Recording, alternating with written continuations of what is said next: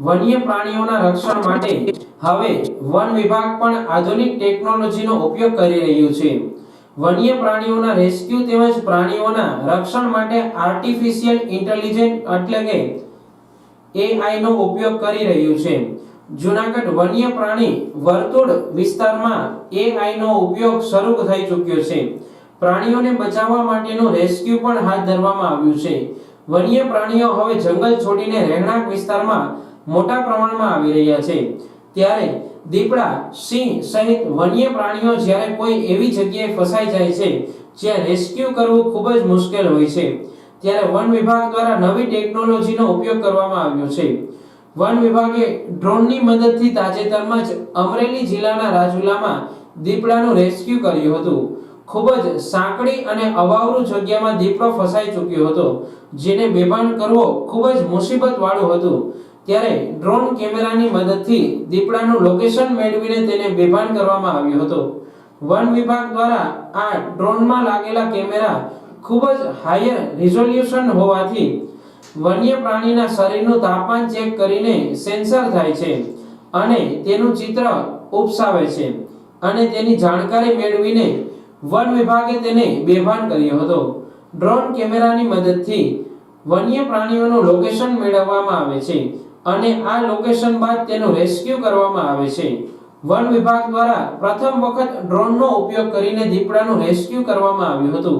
હજુ પણ વન વિભાગ સિંહોના સંરક્ષણ માટે આધુનિક ટેકનોલોજી અપનાવી રહ્યું છે, જેને ટૂંક સમયમાં જ ઉપયોગમાં લેવામાં આવશે।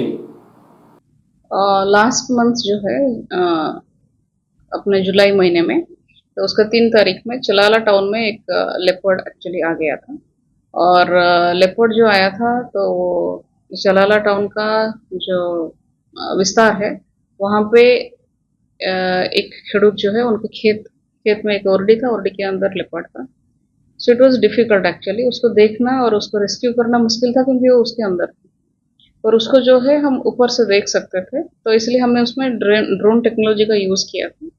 तो जैसे ही वो समाचार मिला था, वो सरसिया रेंज का इंसिडेंट है, गिर पूर्व वन विभाग का। जैसे ही वो इंसिडेंट का इंफॉर्मेशन मिला था, वैसे ही उनका रेंज फॉरेस्ट ऑफिसर, उनके SCF और उनके DCF वहाँ पे स्थल पे पहुँच गए थे और साथ में स्टाफ और दूसरे जो rescue team, veterinary doctor, trekker सब लोग साथ में थे।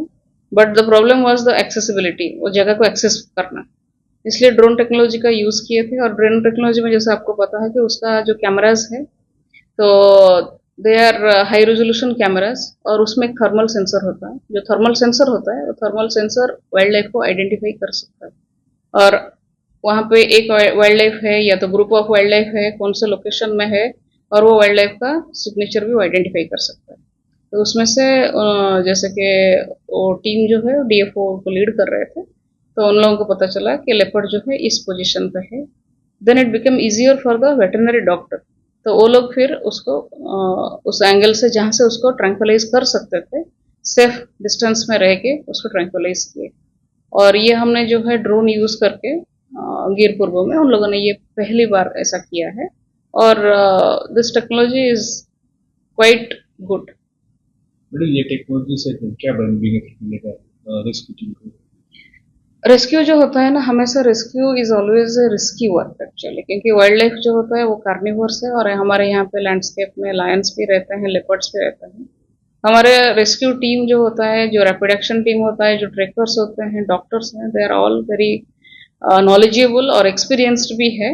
बट साथ साथ में अगर टेक्नोलॉजी होगा तो जैसे कि वो रेस्क्यू ऑपरेशन में इन 30 minutes the operation was over, 30 minute में ऑपरेशन खत्म हो गया था। तो टेक्नोलॉजी डेफिनेटली उसमें मदद कर सकती है। सर, ये टेक्नोलॉजी के अलावा किस किस चीज में यूज होगी? ड्रोन वगैरह जो कैमरा है, टेक्नोलॉजी जो हम यूज करते हैं लायन ट्रैकिंग में, जैसे आपको पता है यहाँ पे हम लोग रेडियो कलर भी यूज करते हैं, और एनिमल्स में हम माइक्रोचिप भी यूज करते हैं, एंड जो बर्ड्स है उसमें हम टैगिंग भी यूज़ करते हैं। सो काफ़ी सारे टेक्नोलॉजी हम यूज़ करते हैं, और साइंस का जो यूज़ है वाइल्ड लाइफ कंजर्वेशन में एक बहुत बड़ा अवदान है।